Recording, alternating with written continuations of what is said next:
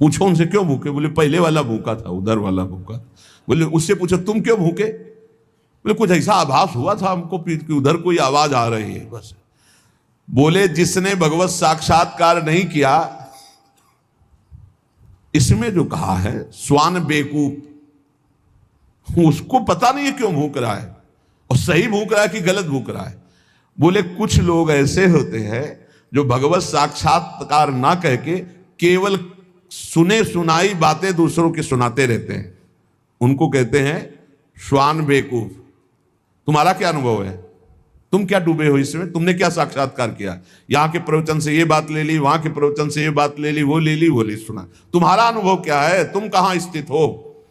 बोले जो कही सुनी बातें दूसरों को सुना सुना कर अपनी वासनाओं की पूर्ति करते हैं, भक्ति से कोई मतलब नहीं, भगवान से कोई मतलब नहीं, भगवत साक्षात्कार किया नहीं, आंखों से देखा नहीं, अनुभव किया नहीं, केवल सुनी सुनाई बातें भूख रहे, बोले उनकी दशा स्वान जैसी है।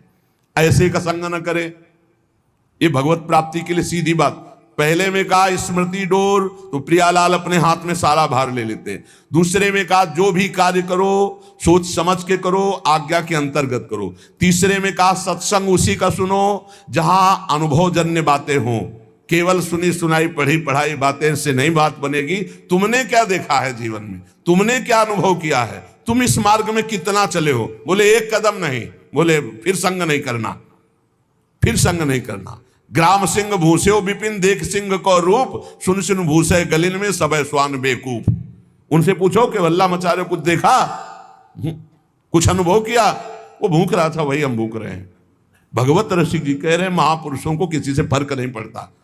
चौथी बात कह रहे हैं कि भगवत प्राप्त, पहला है निरंतर चिंतन तो भार प्रिया प्रीतम, दूसरा सोच समझ के आज्ञा के अनुसार आचरण, तीसरा है जिसको अनुभव नहीं, भगवत साक्षात्कार नहीं, प्रवचन नहीं सुनना।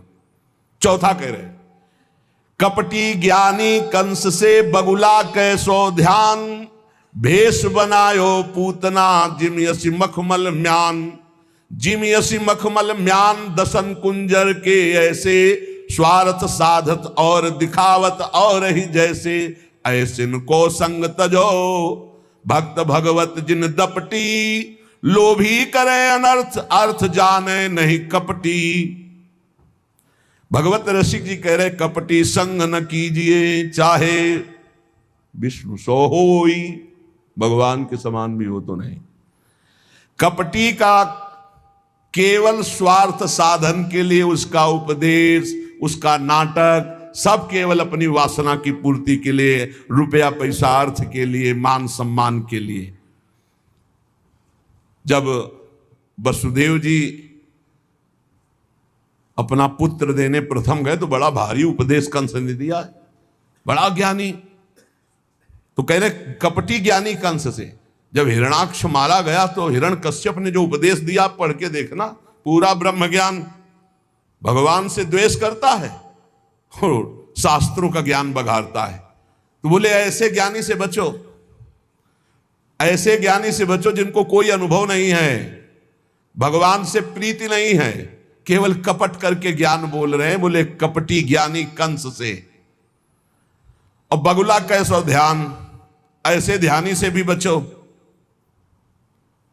टांग उठा के बगुला खड़ा रहता है, ऐसा लगता है भारी तपस्वी, जल में कितना बड़ा शांताकारम। देख लियो, अब बगुला को देखना है ना, एक टांग उठाए बस बिल्कुल एकदम, पर वो ध्यान में नहीं है भगवान के, वो मछली के ध्यान में है। ऐसे देखो महापुरुष है, कह रहे हैं ऐसे कपटी ज्ञानियों से बचो जो कंस के समान केवल उपदेश देते हैं, आचरण बहुत गलत है। ऐसे बगुला के समान ध्यान करने वालों से बचो जिनका ध्यान केवल मछली पे है, खड़े हैं, ऐसा लग रहा है कि बहुत तपस्या कर रहे हैं, जिनका ध्यान रुपया पे है, मान सम्मान पे, भोग वासनाओं पे है। जिम यसी मखमल म्यान दसन कुंजर के ऐसे, बोले वेश बनायो पूतना जिम यसी मखमल म्यान।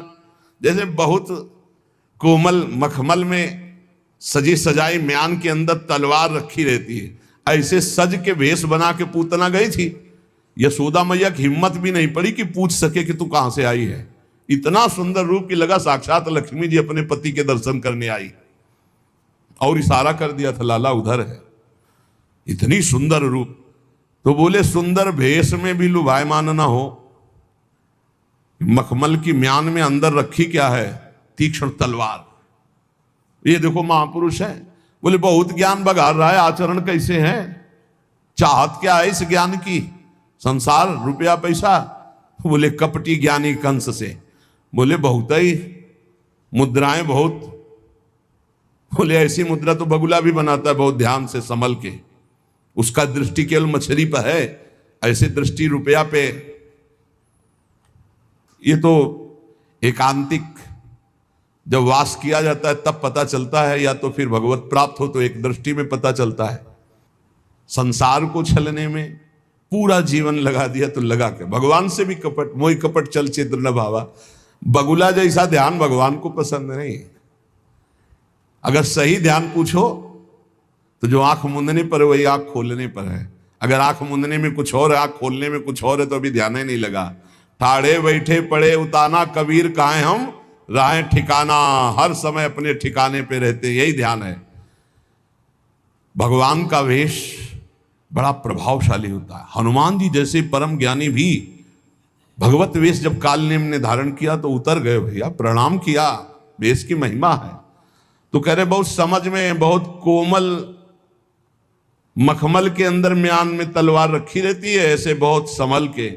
सहसा किसी पर विश्वास न करो, भजन करो, दूरी बना के रखो। जब खूब ठोक बजा के देख लो तब संग करो, नहीं तो असंग रहो।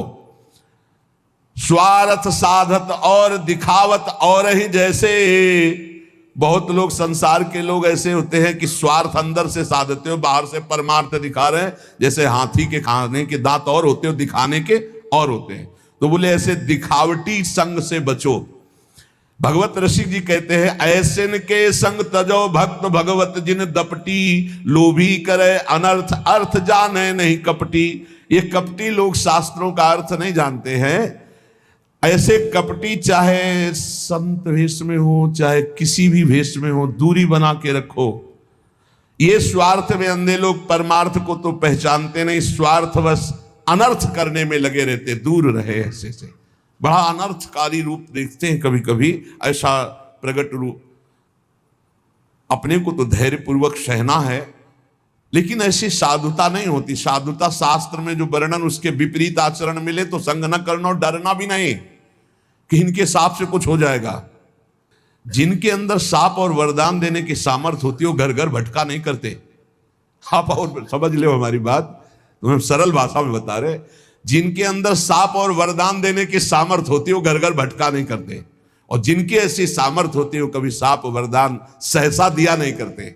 कभी कोई ऐसा जगत मंगल करने का हो तो उनका साप भी जगत मंगल होता है, वरदान भी जगत मंगल होता है। जैसे नलकुबर मणिग्रीव को साप दिया तो कहां पहुंचाया? नंदालय में। कहां खड़े थे? मदिरा पिए गंगा जी में दिगंबर खड़े थे। पहुंचा कहा दिया? नंदालय के। और मिलाया किससे? श्री कृष्ण से। ये वरदान है ये साप। मुनिन का क्रोध हो मुक्तिदातार। और ये जो ऐसे धमकी देना तो दरवाजा बंद कर लेना चाहिए और राधे श्याम कह के हट जाना चाहिए। उनका अपमान भी मत करो, पर डरो भी मत। ऐसों से कुछ नहीं होता। ये केवल रुपए के गुलाम है, क्या साप देंगे, क्या वरदान देंगे। जो हरि का दास होता है उसमें सामर्थ्य होती है। जो हरि का दास होता है उसको कभी ऐसी आवश्यकता नहीं होती। भगवान का दास कभी किसी के आगे हाथ फैला नहीं सकता है, पहचान होती। भगवत ऋषि जी ने 3 बातों में सावधान होने के लिए कहा। पहली बात, बिना समझे, बिना आज्ञा लिए, या शास्त्र आज्ञा या गुरु आज्ञा, तब कार्य करो। समझो भगवान ने क्या कहा है, गुरु ने क्या कहा है। दूसरी बात, सत्संग वही करो जहां अनुभवी महापुरुषों की बात होती हो। तीसरी बात, हमको उस संग उसी का करना है जो कपटी नहीं है, जो पाखंड नहीं करता, जो वेश बनाकर धन आदि की लालसा केवल रखते हैं। ऐसे लोगों का संग नहीं करना, क्योंकि ये दिखावटीपन करने वाले कभी सत्य मार्ग का उपदेश करते हुए भी ये हमें सत्य मार्ग में नहीं लगा पाएंगे।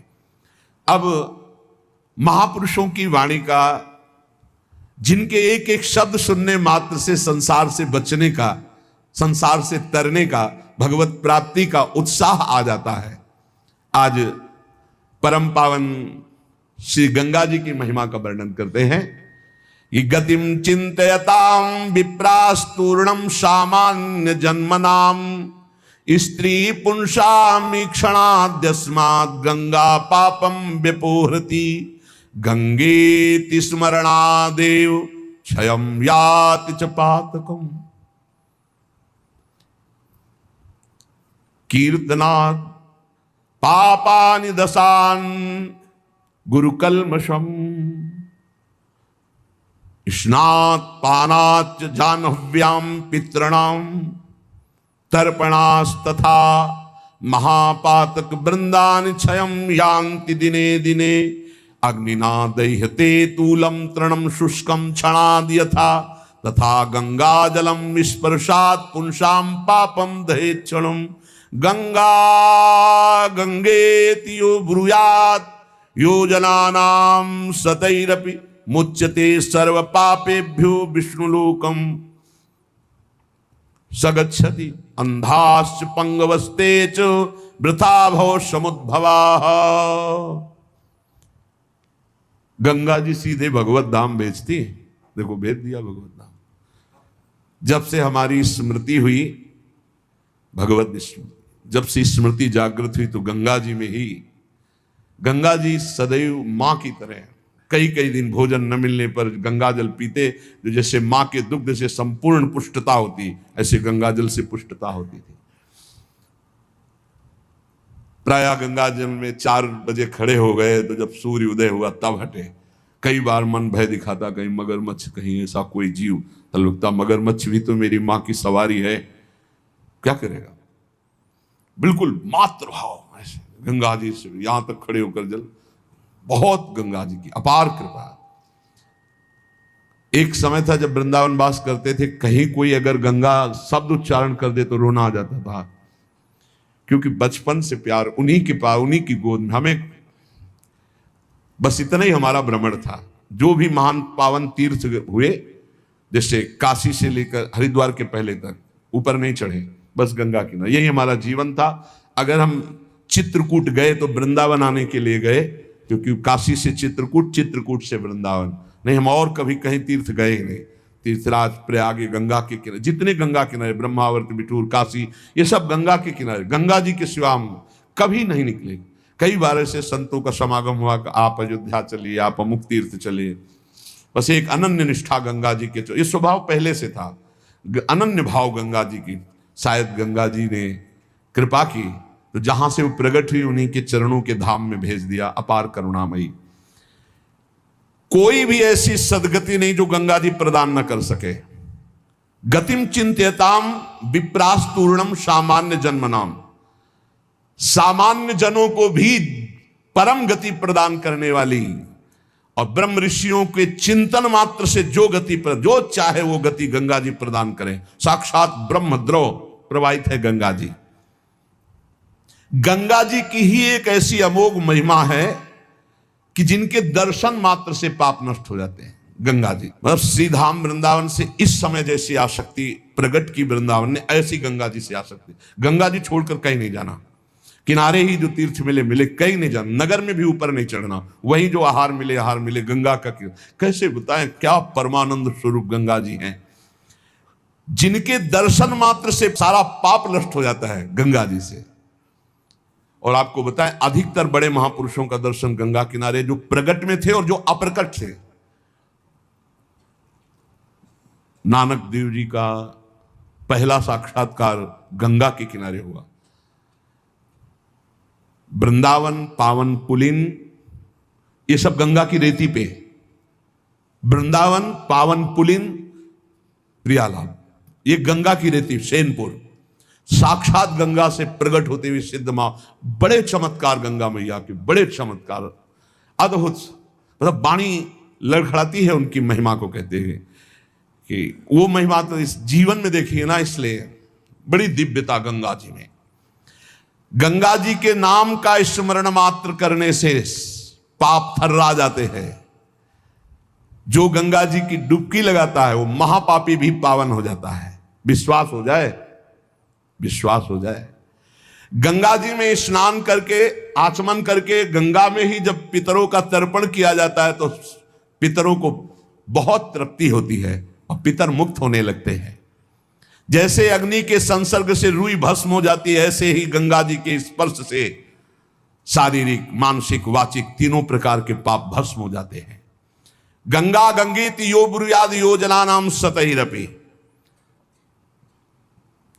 जो 100 योजन दूर, 400 कोस दूर से गंगा गंगा गंगा बोले, मुच्यते सर्व पापेभ्यो विष्णुरूपम स गच्छति, वो शरीर निष्पाप हो जाएगा, वो वाणी निष्पाप हो जाएगी, उसका मन निष्पाप हो जाएगा और वो भगवत धाम का अधिकारी हो जाएगा। जो 400 कोस दूर से भी गंगा गंगा गंगा, सब गोरा ही गोरा है, गंगा जी गोरी, महादेव जी गोरे, तो फिर उन्होंने उठा के फेंक दिया ऐसे गोरे प्रेम रसासों में। कभी सोचा नहीं था कि कभी वृंदावन, कभी सोच में ही नहीं था वृंदावन।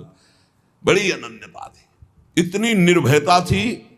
अब गंगा किनारे तो गांव में लोग ऐसे ही लाश प्रवाहित करते हैं ना, कुत्ते वहां के बहुत प्रवीण होते, बीच धारा से घसीट के लाश ला के ऐसे, और वहीं किनारे हम भी पड़े हुए हैं, वहीं वो चीत रहे, कोई फर्क नहीं पड़ता, एकदम निर्भयता। भगवान शिव की अनन्यता। गंगा जी को जब देखते हैं तो एक तो धारा में प्रवाहित होती है, भगवान शिव के जटा में भारी तन्मयता, गंगा जी की विशुद्ध कृपा, अपार शक्ति। कह रहे सैकड़ों योजन दूर से अगर गंगा गंगा गंगा ऐसा पुकार दे तो उसका शरीर पवित्र हो जाएगा, उसका मन पवित्र हो जाएगा, उसकी वाणी पवित्र। कल नरकों का वर्णन हुआ था, आज नरकों से उद्धार का वर्णन हो रहा है भाई। गंगा जल का आचमन करने वाला, गंगा जल का स्नान करने वाला, गंगा की धारा का दर्शन करने वाला, 400 कोस दूर से गंगा गंगा गंगा ऐसा उच्चारण करने वाला नरक नहीं जाएगा। कल जब नरकों का वर्णन हुआ था तो कई लोगों के बातें आई थी कि हमारे 38 के 38 हमारे में लक्षण है, अब क्या होगा। कोई कहता हमें 5 हैं, कोई कहता हमें 2 हैं, इसका मतलब नरक जाना पक्का है। तो आज उसकी काट सुन लो। नाम संकीर्तनम यस्य सर्व पाप प्रणाशनम, करना मत अवलो नसानी अबना न सही हो, पहले नियम लो कि आज के बाद नहीं करेंगे। और नाम कर संकीर्तन करो, प्रभु का चरणामृत पियो, कभी अवसर मिले तो गंगा जी के समीप जाके साष्टांग दंडवत करके डुबकी लगाओ, आनंद पूर्वक खड़े होकर कुछ देर नाम जप करो, नरक वरक नहीं मिलेगा, सब बढ़िया मंगल हो जाएगा, पर करना ही पड़ेगा। कह रहे जो गंगा जी में स्नान के लिए कभी नहीं गए, ना गंगा जी का नाम लिया, ना गंगा जी पे श्रद्धा करते हैं, ऐसे लोगों की जीवन में जो आचरण बनते हैं वो बड़े निरर्थक होते हैं और ऐसे लोगों की ही दुर्गति होती है। पर गंगा जी का एक बार का स्नान निष्पाप कर सकता है, पूर्ण विश्वास होना चाहिए। एक बार हरिद्वार में बहुत लोग गंगा स्नान कर रहे थे, तो पार्वती जी ने कहा कि देखो इन सबका उद्धार पक्का हो गया, क्योंकि हम देवी की महिमा को जानती गंगा की, ये सब स्नान करके, पूर्णिमा का पर्व है, ये स्नान कर रहे हैं, पक्का निष्पाप हो गए। महादेव जी ने कहा नहीं नहीं नहीं। बोले क्यों प्रभु? बोले इनमें कोई गंगा स्नान कर रहा है, सब पानी में डुबकी लगा के आ रहे हैं, गंगा में थोड़ी लगा के। बोले प्रभु आप भी एक आश्चर्य में बात करते हैं, सब देखो ना कितने भाव से नहा नहा के आ रहे हैं। बोले अच्छा इनको विश्वास नहीं गंगा जी पे, इसलिए पानी पे डुबकी लगाते हैं, कोई एक होगा जिसे विश्वास होगा। देखो अभी हम परीक्षा करते हैं। रास्ते में बैठ गए तो फिसल के जैसे गिर गए हों ऐसे वृद्ध का रूप रख के गिरे हुए, अम्बा जी तो नवीन रूप धारण करके। बोले जो निकले उससे जो हम कहें सो कहो। तो जो महादेव जी ने सिखाया तो कहते भैया ये हमारे पति देव गिर गए, थोड़ा हाथ सहयोग दीजिए, पकड़ के उठा दीजिए, अकेले उठ नहीं रहे, आप आइए। और जब कोई आने लगे तो कहना निष्पाप पुरुष ही हमारे पति को छू सकता है, अगर पापी छुआ तो भस्म हो जाएगा, बस इतना तुम्हें बोलना है, ठीक है। अब जो निकलते बोले भैया आप गंगा नहा के आ रहे हो? बोले हाँ। तो बोले आप तो निष्पाप हो ही गए, हो गए, हमारे पति फिसल के गिर गए, हमारे पति निष्पाप हैं, और जो निष्पाप पुरुष इनको निकाल सकता है, अगर कोई पापी छू लिया तो भस्म हो जाएगा, आप सहयोग करो। बोले गंगा तो नहा के आए पर पाप बहुत तो हुए, अगर कहीं पाप नष्ट ना हुए हो तो भस्म ही हो जाएंगे। नहीं, कोई नहीं, किसी की हिम्मत नहीं पड़ी कि महादेव जी को निकलवा दें, क्योंकि जहां ये कहती कि अगर पापी पाप तो हुए हैं यार, अब पता नहीं गंगा नहाने में नष्ट हुए कि नहीं नष्ट हुए, बेकार को भस्म हो जाए ऐसे। उनमें एक आदमी सरल भाव से गंगा गंगा गंगा माँ गंगे स्नान किया, बोले भैया हमारे पति को निकलवा। बोले अच्छा भैया लुटा रखा। बोले भैया एक बात सुन लो, हमारे पति निष्पाप हैं, अगर पापी पुरुष छुएगा तो भस्म हो जाएगा। तो बोले भैया आपको विश्वास नहीं, गंगा मैया में स्नान करके आ रहा हूं, अब भी पापी हूं। और तत्काल भगवान बाहर निकाल किसी को, जब वो चला गया तो भगवान शिव ने कहा ये केवल गंगा स्नान करके आया है, इसकी अर्थात भाव विद्यते देवा ना पाषाणे ना मूर्तये। यदि हम भगवान के नाम, भगवान के धाम, भगवान के इन पावन तीर्थों पर दृढ़ विश्वास करते तो बहुत जल्दी लाभ प्राप्त होता है। ये विश्वास के लिए सुनाता शास्त्र, ऋषि मुनि सब ये विश्वास के लिए सुनाते। हमें दृढ़ विश्वास कर लेना चाहिए कि अब हमारा कल्याण तो हो ही गया। जैसे गंगा जी क्या है? भगवान श्री कृष्ण का चरणामृत है। गांगम वारी मनोहारी मुरारी चरणच्युतम त्रिपुरार शिरश्चार, जिसे भगवान शिव मस्तक पर धारण किए। अपने लोग रोज चरणामृत पीते हैं, किनका? प्रिया प्रीतम का। अब और गंगा की जरूरत पड़ेगी? जहां से गंगा प्रकट हुई उनके सर्वांग स्नान का जल हम। यमुना जी, जब यमुना जी गंगा जी से मिली तो गंगा जी ऐसे होकर प्रणाम मुद्रा में मिली यमुना जी से। यमुना जी ने कहा तुम्हारा हो भाग्य कि तुम जगत पावन करने वाली गंगा हो। तो उन्होंने कहा तुम्हारे सामने मेरी कोई सामर्थ्य नहीं, क्योंकि तुम में प्रभु पूर्ण अवगाहन करते, हम तो प्रभु के चरण धोवन मात्र हैं, आपके ऊपर तो पूर्ण प्रभु की कृपा है। ब्रजेंद्र सोनु राधिका हृदय प्रपूर्य माणयो महारसाब्द पूरयो रिवातिथि वेगता रसैक सीम राधिका पदाब्ज भक्ति साधिका तदंग राग पिंजर प्रवाह। श्री लाडली लाल का अंगराग लेकर प्रवाह करती है। ये अपने कल्याण की अब कोई चिंता रह गई? रोज जो चरणामृत पान करता है, काल मृत्यु हरणम सर्व व्याधि विनाशनम श्री कृष्ण पादोदकम पीत्वा पुनर्जन्म न विद्यते। बस विश्वास हो। रजराली लगाते हैं, राधा राधा बोलते हैं, अब कोई जरूरत कल्याण की। दृढ़ निष्ठा रखो। पर हम कितनों को रोते देखते हैं इस बात के लिए कि हमारा कल्याण हो जाएगा, हमारा अगला जन्म नहीं होगा। उनको चाहिए कि तुम लिखा पढ़ी करके दे दो। अरे विश्वास मानो यार, विश्वास मानो। कल्याण स्वरूप आप हो चुके हैं, धाम में बैठे हैं, पर आपको विश्वास है नहीं। हित दूर जो विश्वास है तब ही सुधरे बात, ना तरु माया पंथ में फिरे जो टक्कर खात। ये विश्वास करो, एक एक बात कल्याण करने वाली है। भगवती गंगा जी 400 कोस दूर से गंगा गंगा बोले तो भगवान के धाम भेज देती निष्पाप करके। ऐसी महामहिमा श्री गंगा जी के स्मरण में, अवगाहन में, आचमन में, स्नान करने में है। अब ध्यान दो के सुनो, जो न गंगा नहाता है, न नाम जप करता है, न भगवत सेवा करता है, तो पशु योनि में जाता है।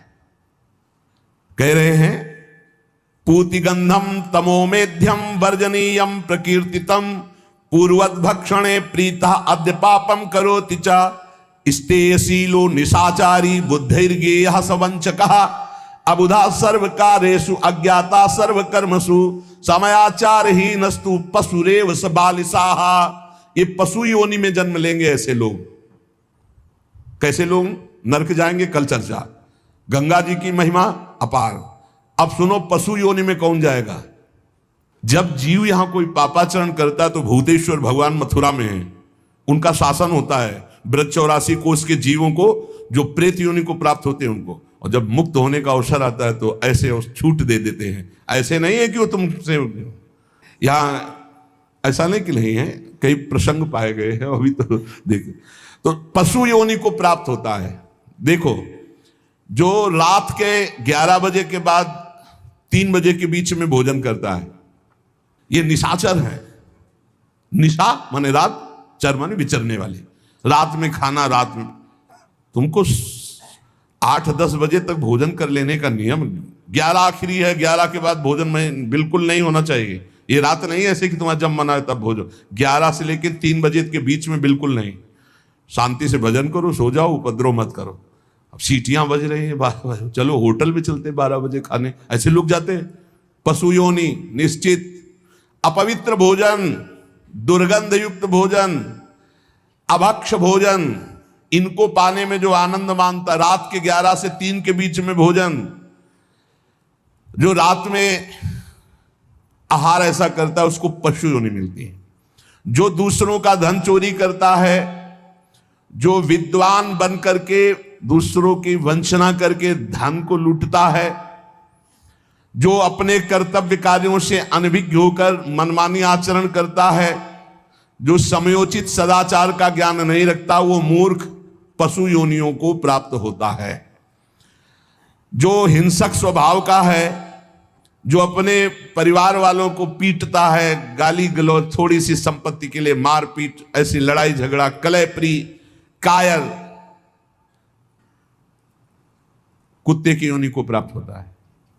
लिखा हुआ है वो कुत्ते की योनि को प्राप्त होता है। जो थोड़े से हिस्सा के लिए भाई बंधुओं को मारपीट, कलह, लड़ाई झगड़ा, इस तरह का व्यवहार, हिंसक स्वभाव, क्रूर स्वभाव, इनको कुत्ते की योनि प्राप्त होती है।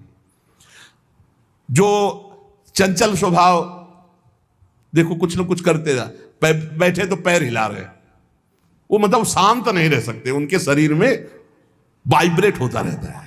वाइब्रेट जैसे मोबाइल नहीं झनझनाता रहे, वो झनझनाते रहे।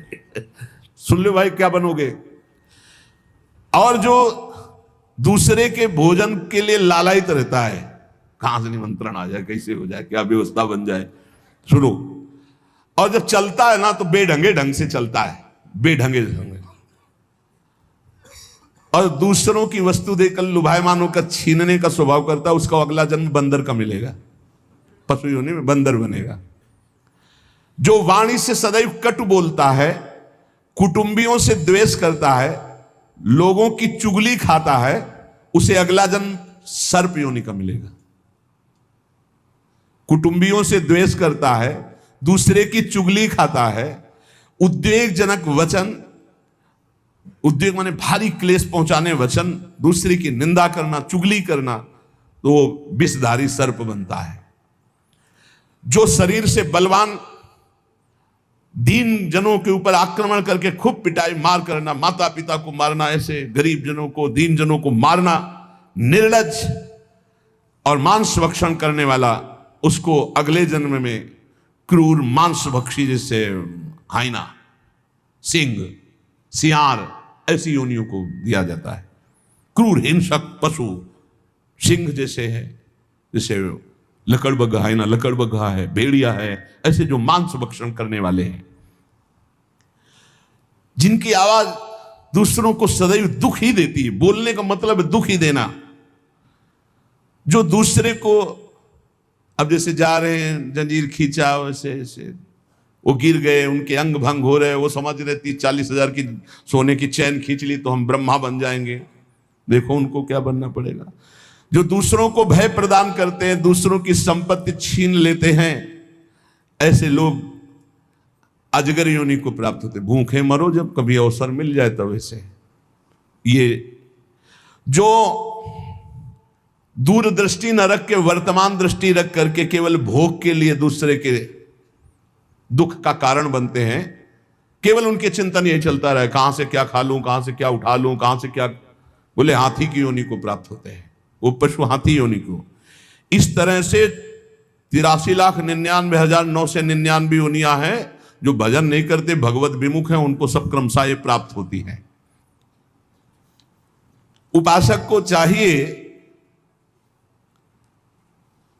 कि कम से कम इतना तो कर ले कि अगला जन्म मनुष्य का हो जाए, फिर भजन करे अगर कोई कमी रह गई हुई।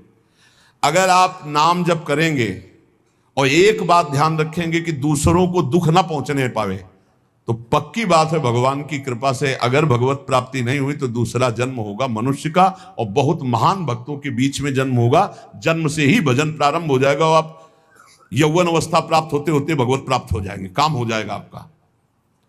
भजन एक ऐसी वस्तु है जो आपको बचा सकती है।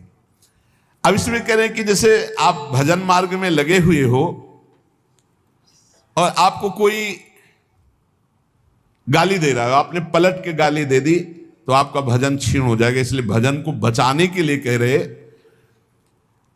अकार्पण्यमपारुष्यम संतोषासर्दधानता, ये ब्रह्म ऋषियों की बातें हैं, बहुत काम की बातें हैं। अनुसूया गुरो पूजा दया भूतेश्व पैशुनम सद्वीरेश दमः प्रोक्तो ऋषि शांत बुद्धि भी। अकार्पण्य माने उदारता। भजन किससे बचेगा? उदार बुद्धि। स्वभाव कह रहे हैं कोमल, कोमल स्वभाव से भजन बचेगा, संतोष वृत्ति से भजन बचेगा, गुरु इष्ट पर श्रद्धा वृत्ति से भजन बचेगा, दोष दृष्टि किसी पर ना हो इसका अभाव हो इस तो भजन बचेगा, गुरु शुश्रूषा सेवा से भजन बढ़ेगा, प्राणियों पर दया तो भजन बढ़ेगा, किसी की भी चुगली ना करना, संत और ऋषि मुनियों का संग करना, इससे भजन बढ़ता है, पचता है। भजन किससे नष्ट होता है?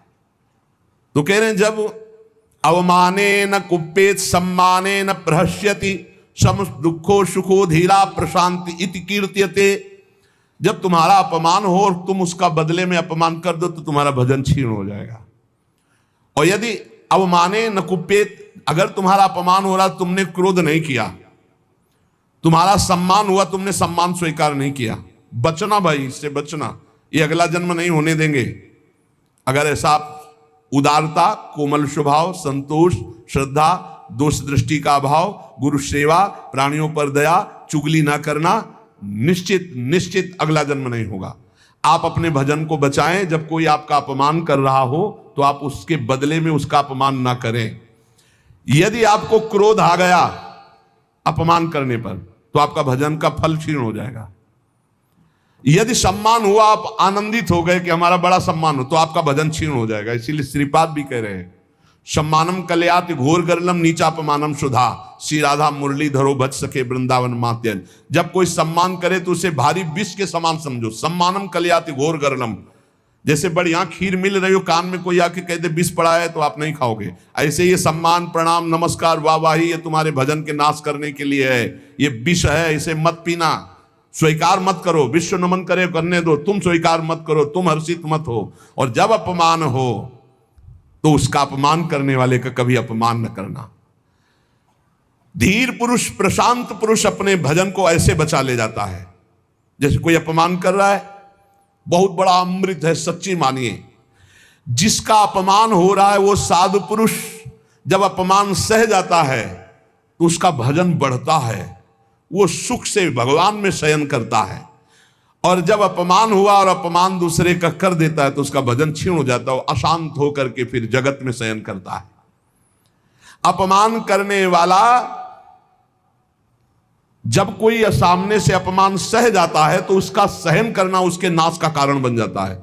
अपमान करने वाले का निश्चित नाश हो जाता है जब वो सामने वाला बोले ना, केवल चुप रहे।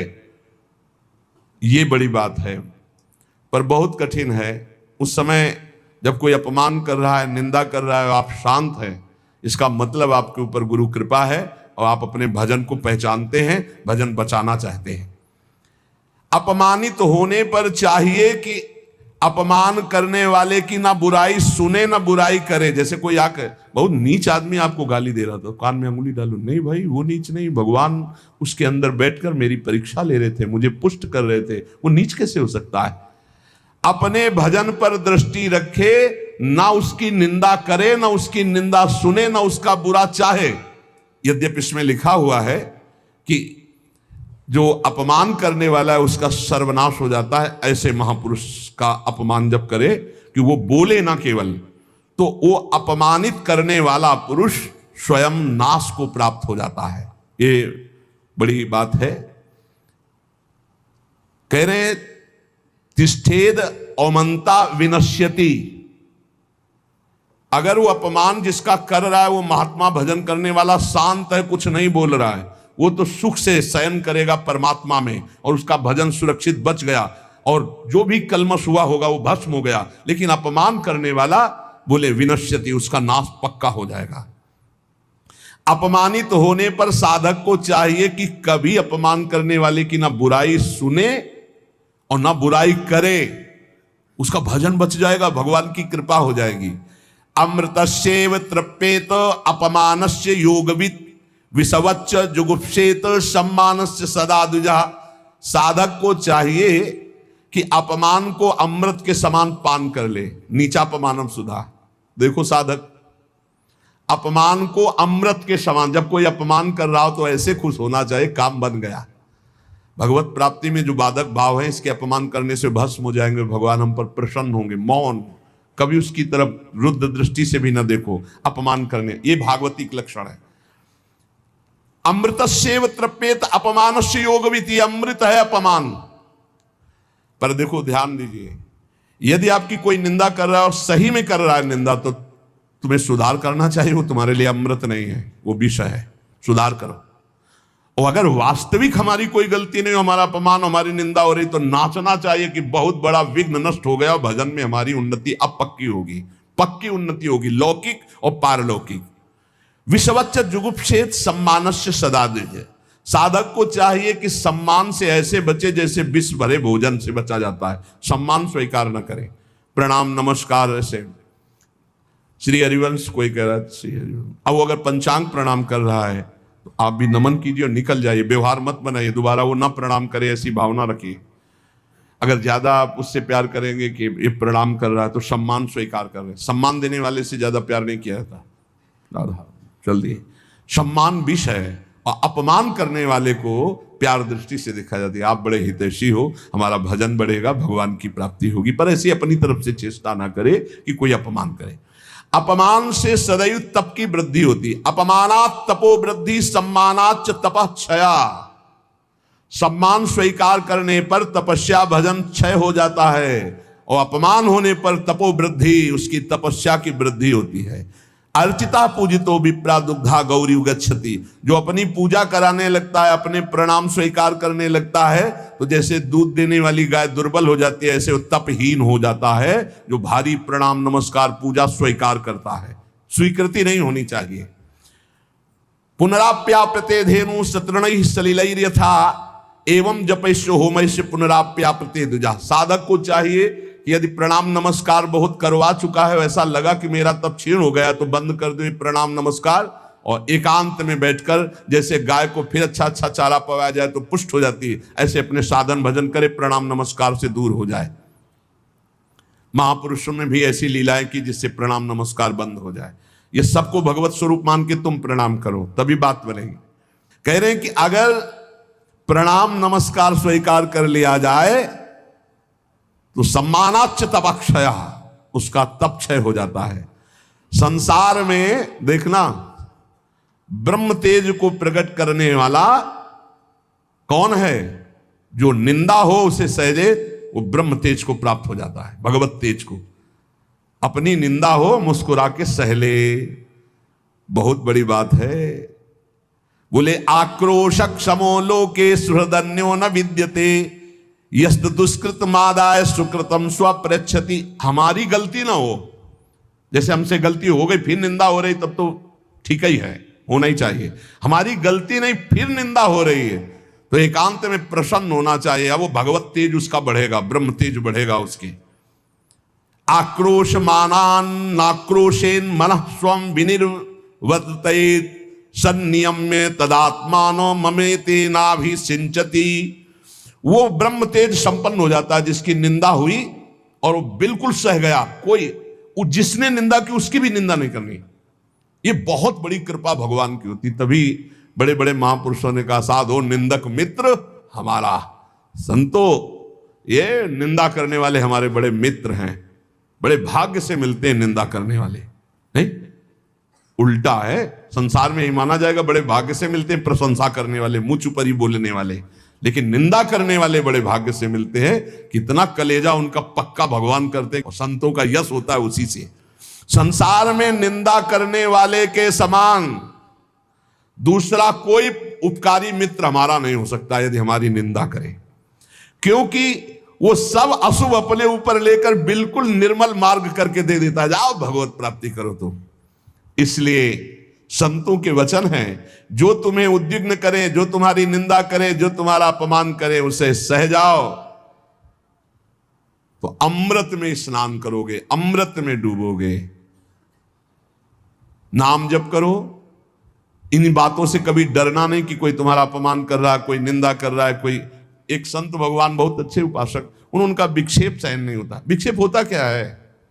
विक्षेप आपकी मान्यता होती है। देखो इसमें अगर आप ये संत वाणी सुन रहे हो तो आपको अपमान विक्षेप लगेगा, आपको निंदा विक्षेप लगेगा, आपको प्रतिकूलता विक्षेप लगेगा, आपको तिरस्कार विक्षेप। अरे ये अमृत है, ये अमृत है। इसी को पान करके संत मत वाले